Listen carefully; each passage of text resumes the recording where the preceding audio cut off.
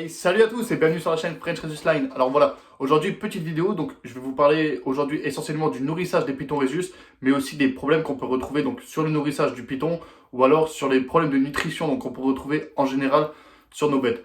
Donc voilà, donc je vous laisse juste après le générique et on se retrouve juste après.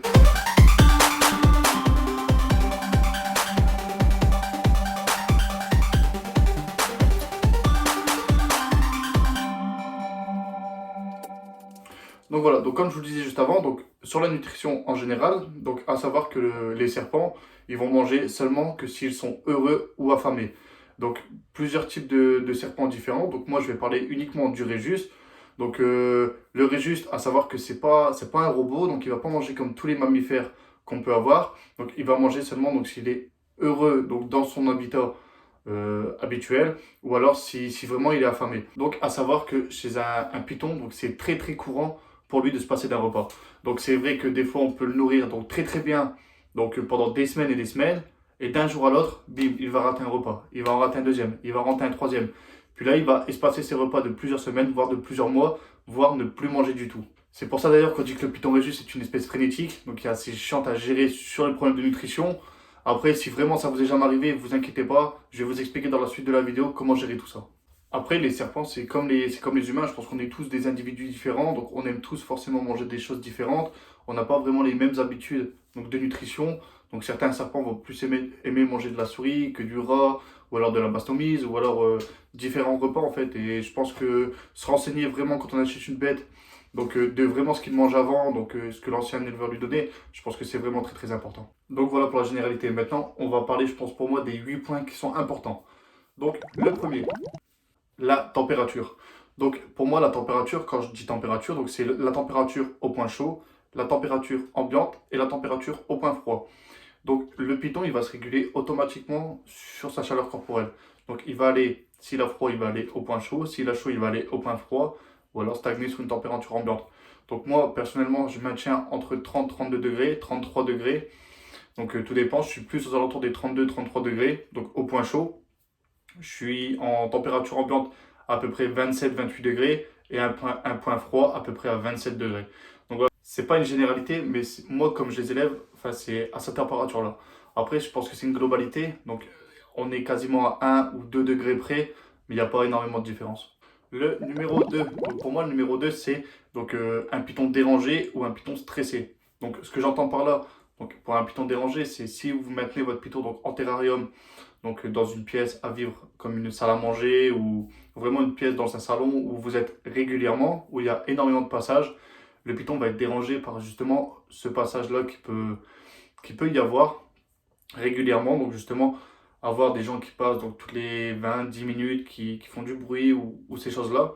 Donc c'est vraiment en fait un point dérangeant qu'il va y avoir pour lui, qui vont le faire stresser indirectement.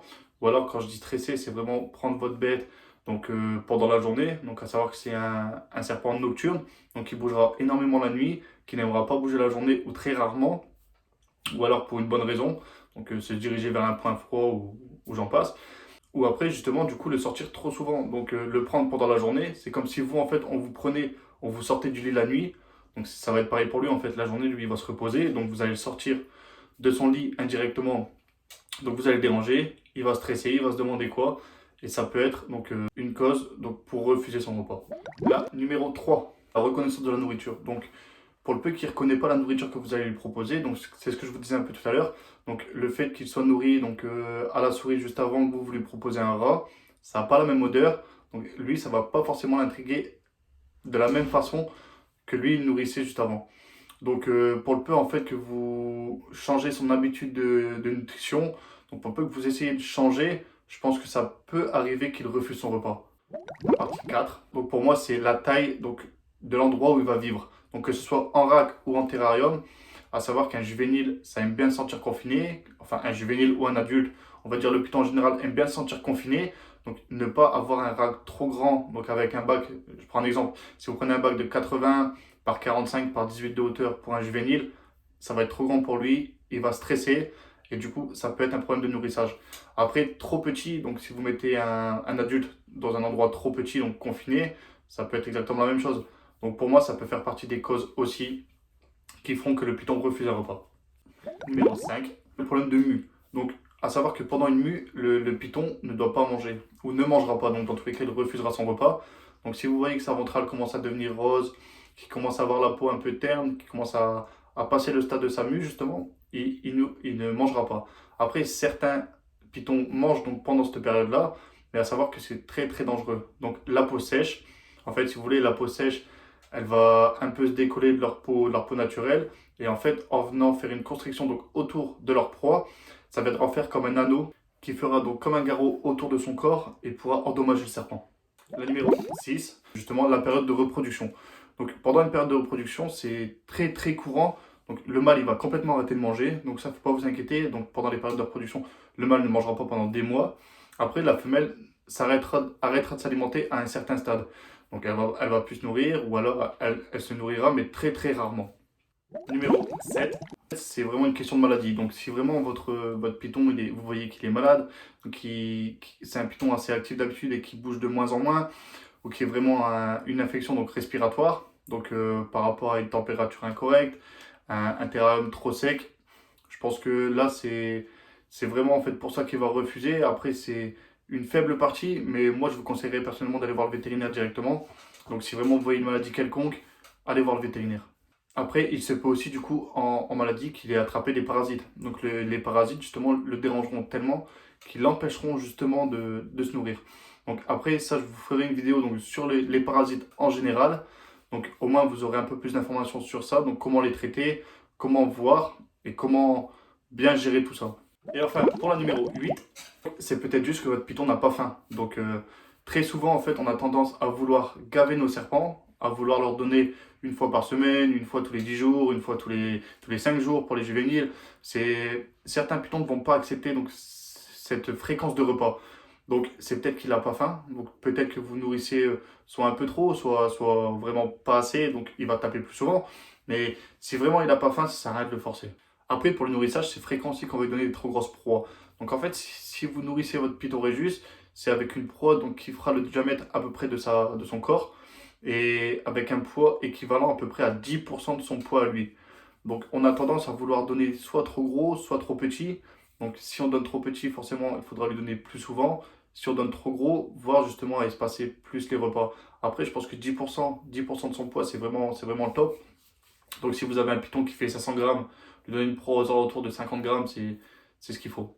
C'est vrai que c'est compliqué de juger à peu près le poids de la proie, mais je pense que, enfin moi personnellement, je pèse mes proies donc avant chaque nourrissage, donc que ce soit du congelé ou du vivant. Donc je pèse mes proies pour justement voir à qui je vais plus donner la proie qui va être plus adaptée justement aux 10%. Donc voilà pour moi les 8 points qui vont être importants à vérifier et à contrôler si votre python Rhésus ne mange pas. Maintenant, s'il saute un repas, deux repas, trois repas, qu'il les espace de 2, 3 semaines, un mois, 2 mois, 3 mois, après il n'y a jamais rien de grave. Enfin, jamais rien de grave. Tout est relatif. Si votre python, donc en fait, si vous voulez, une petite astuce, pesez votre python assez régulièrement. Donc moi, personnellement, je pèse mes pythons assez régulièrement, surtout ceux qui ne mangent pas. Donc j'ai leur poids à l'arrivée. Et justement, en fonction des repas qu'ils sautent, je pèse mon python. Donc si je vois qu'il perd du poids, un tout petit peu de poids, je m'inquiète pas trop. Si je vois qu'il stagne, je m'inquiète pas du tout. Les mâles qui vont être en reproduction une certaine partie de l'année, eux ne perdront pas de poids du tout parce ils vont tourner sur une période de gravide. Donc en fait, ils ne perdront pas de poids du tout. Ils vont rester stagnes sur leur poids. Même s'ils ne mangent pas pendant 2, 3, 4 mois, 5 mois, 6 mois, ils ne perdront pas de poids. Cependant, un python très difficile qui lui va perdre du poids s'il ne mange pas, à contrôler avec pincette, car il faut impérativement que votre python Rhésus ne perd pas plus de 10% de son poids. Donc je reprends le même exemple. Si votre python Rhésus pèse 500 grammes et qu'il perd plus de 50 grammes, consultez un vétérinaire. C'est pour moi le meilleur conseil que je peux vous donner, car le vétérinaire aura un bon choix, pourra vérifier justement si votre python Rhésus a quelque chose que vous ne pouvez pas voir ou que vous avez peur de voir. Il pourra justement lui faire des tests que vous ne pourrez pas et vous donnera justement la bonne décision à prendre. Ou alors le bon traitement. Donc voilà pour les principaux problèmes qui tournent autour du problème de nourrissage. Donc voilà, j'espère que la vidéo elle vous aura plu. N'en faites pas une généralité, car c'est vraiment des points importants, mais c'est pas forcément une généralité. Il peut y avoir pas mal de choses aussi qui peuvent différer autour de ça. Après, à vous de faire le pour et le contre, à vous de faire vos tests, à vous de regarder le pourquoi du comment. et je pense que vous trouverez très rapidement la solution. Donc voilà, donc la vidéo elle est terminée, donc j'espère qu'elle vous aura plu, qu'elle vous aura peut-être aidé pour ceux qui avaient des problèmes de nourrissage. Après, donc voilà, je vous laisse donc sur ces belles paroles. N'hésitez pas à laisser un petit pouce bleu, à partager la vidéo si elle vous a plu, et je vous laisse avec ces petites images de fin comme d'habitude. À la prochaine les amis.